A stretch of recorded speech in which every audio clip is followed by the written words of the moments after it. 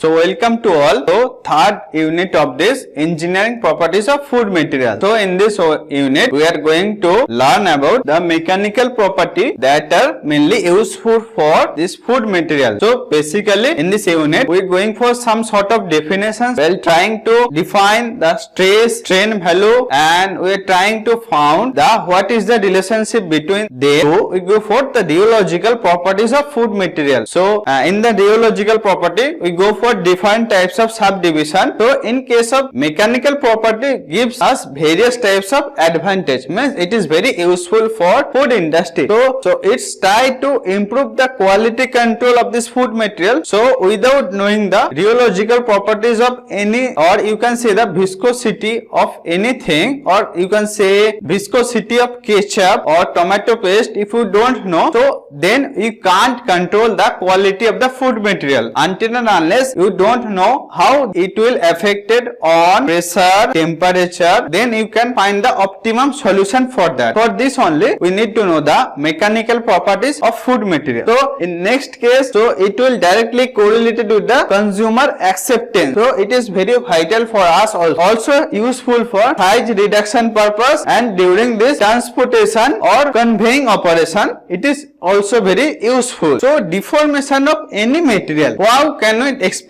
So first thing that we explain, that we can say as the stress. So before going to the definition, stress is force per area, or we can simply in SI unit we express in Newton per meter square, or same thing we can also write as the Pascal. So if any data is given on Pascal, means it's given on Newton per meter square format. So what is the stress?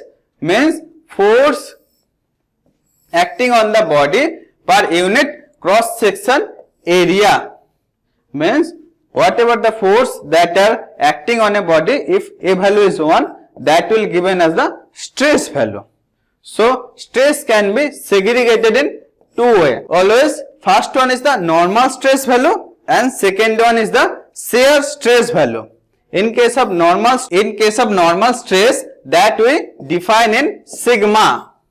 So here the force are applied perpendicular to the surface. So that is the main difference between shear stress value and normal stress value. So shear stress is always applied parallel to this plane. So and in case of normal stress, that is applied perpendicular and it is parallel.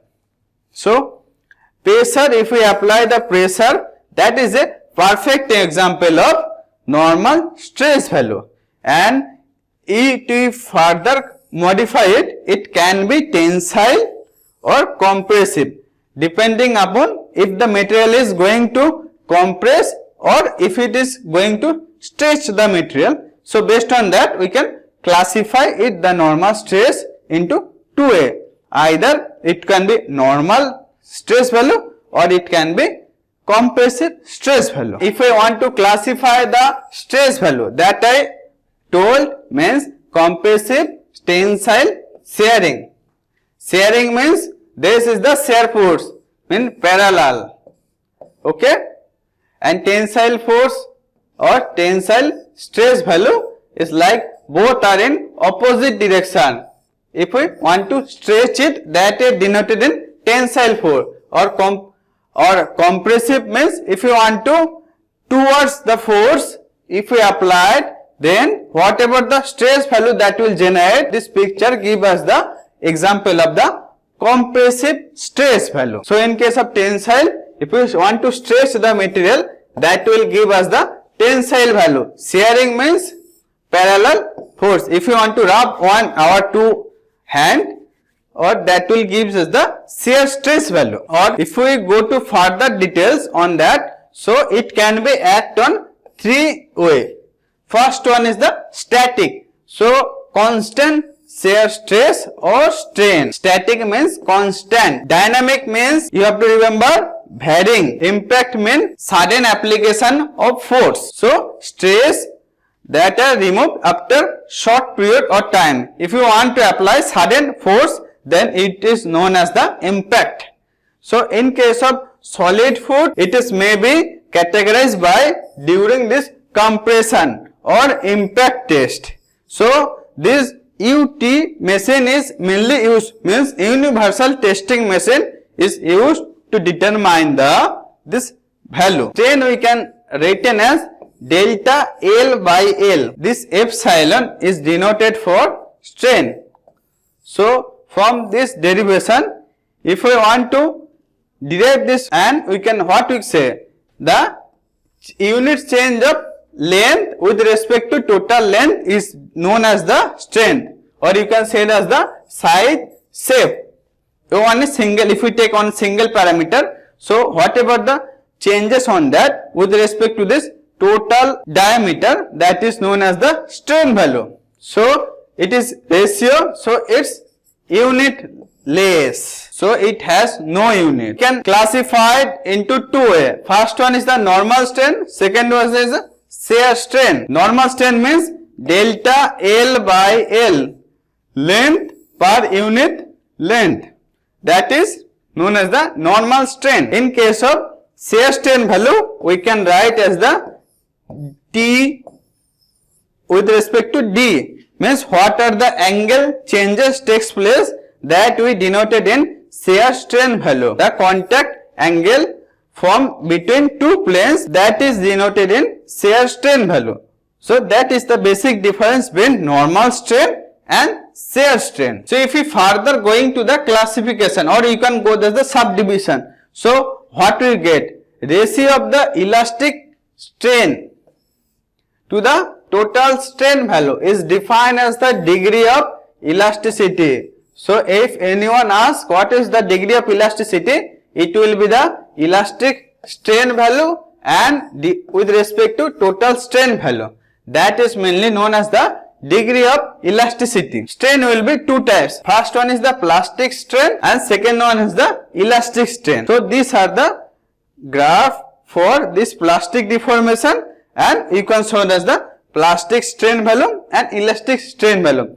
So here you can see, here this direction is there, means with respect to stress and strain value, if we apply any force on any material, means if we apply certain amount of force in X material, so in case of elastic material, it will show this value.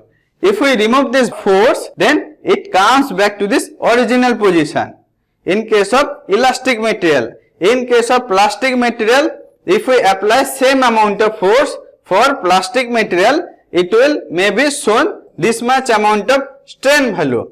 But if we remove the whatever the force we apply, then it can't be reached to this original position. There is always deflection or deformation exists in case of plastic material. That is the main difference between elastic material and plastic material, or you can say you can define as the with respect to plastic strain value and elastic strain value is not recovered during unloading in case of plastic. So it is not recovered and is recovered during unloading, that is elastic deformation, or you can say the elastic strain value. So then we go for the degree of plasticity. What is the degree of plasticity? Degree of plasticity is nothing but the ratio, it's always ratio, means it is unitless, of plastic strain by total strain. Hooke's law, I think you already know, F proportional to X.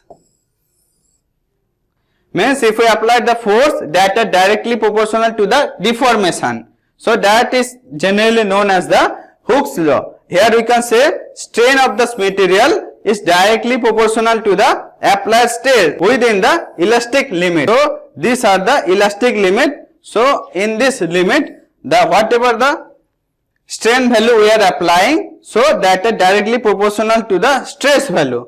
So in case of plastic limit, this law is not valid. So thing is, material showing elastic behavior is known as the Hooke's law. Young modulus and shear modulus, and last one is the bulk modulus. Young modulus we can define in E. That's why I written E, G and K. Young modulus is nothing but ratio. That is the normal strain we denoted in sigma, and with respect to strain value, that is compressive strain, that is the known as the Young modulus or modulus of elasticity, means E is equal to sigma by epsilon. So in case of shear modulus or modulus of rigidity is also called, so it is written as like this: G is equal to tau by gamma. So tau is equal to shear stress value and gamma is equal to shear strain value. In case of bulk modulus, so we define in K. So here is the average normal stress by dilation. Dilation means volume change per original volume. Pressure change we can write in as the delta P for pressure change. Volume change we can written as the delta V with respect to original volume. So that is known as the bulk modulus. So sometime it is also called as the dilation strain. So if I write here, it will be the form volume is exist minus initial volume by initial volume is known as the dilation strain value. So next thing is the Poisson ratio. So Poisson ratio we can simply derive or define this way: delta D by D or delta L by L means change in width per unit width. So what are the changes in width with respect to unit width and change in length with respect to per unit length? It is known as the Poisson ratio. Ratio of the strain in the direction perpendicular. So it is always perpendicular to the applied force. So to the strain and the direction of the applied force. So better to remember this formula: delta D by D by delta L by L is known as the Poisson ratio. Next thing is the bio yield point. How can we define the bio yield point? It is defined as the point, so where with an increase in deformation is observed with a decrease or no change in force. Increasing deformation we observe, that is known as the bio yield point. It is also indication of the initial cell rupture associated with the microstructure sample. So rupture point is in case of stress, strain or force deformation curve. So if we plot, so axially, so the material will rupture.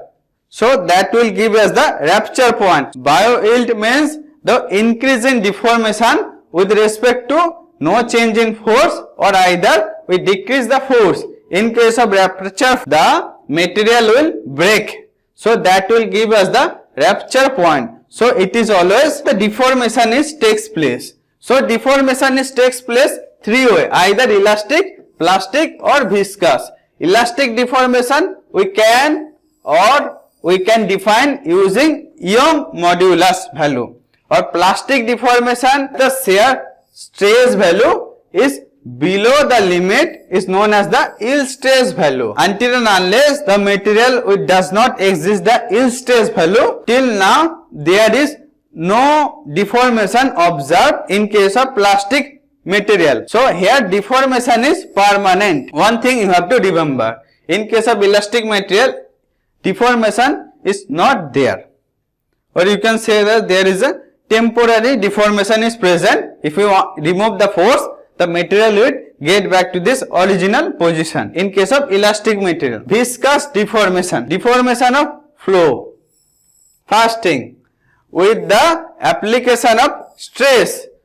So permanent, it is also permanent like plastic deformation, and the rate of strain is proportional to the stress. These are the main four factors that are associated with the deformation rate, amount of force that we are applying. Or if, for example, so if I apply 5 kg of force on a material and same material I am having applied 10 kg of force, then the deformation is also changed. Second thing is the previous loading. So initially if we are applying the material bearing some sort of load, if we applied then it applied again force, then also the deformation is affected. Third thing is the moisture content. If majority of time we found a gel type product, so if the moisture content is varied, so this deformation is also varied in case of viscous fluid. Biomaterial composition is also very important. Stress and strain curve, how it is correlated with that. So you can see that this axis is denoted by the stress value and this axis is given by the strain value. So if we take any particular material, so if we continually apply the force, then the material will follow or show this type of behavior. After that, it is known as the rupture point. So it is known as the yield stress value, and then so is also written there. So this is known as the ultimate stress value. So after that point, if we apply the further force here, material will show the reducing strain value at if we further increase the stress value, and up to this point, this is the rupture strain value. Up to that, material can't be go back to this original shape. So this is this zone, up to this zone, this is the known as the elastic zone. If the force is applied within this zone, up to that limit, material can reach their original position. So this is known as the elastic zone. So this is known as the plastic zone. So after the elastic zone, the force, if we enter the plastic zone, so then the material can't reach the initial zone or initial position. So up to that point, that is the ultimate stress value. So after that, material, whatever the force you applied, it will show the reduced value. So after that point, that is known as the rupture point. So after that, if we further apply the force, then material will break. So understand? So this is the elastic region. Up to that, if we are applying the force, then material can get back to this original position. After that point, if we further apply this force, then rupture point, so then material will break. So in this zone B to C, this is known as the plastic region. Here, if we apply more amount of force, so material is not possible to reach this original shape. Difference between elastic material and viscoelastic material. Viscoelastic means viscosity factor is present, and in case of elasticity, viscosity terminology is not present, means viscous property is not exist.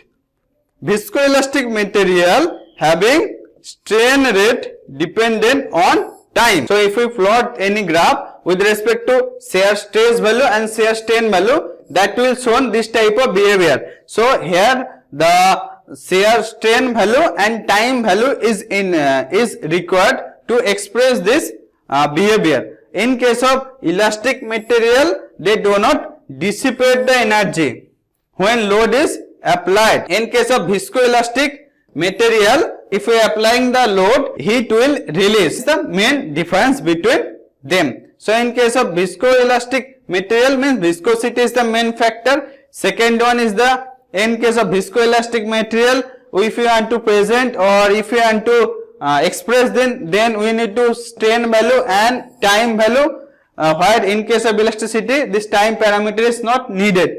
And last one is the, in case of viscoelastic material, if I am applying the load, then material will dissipate heat.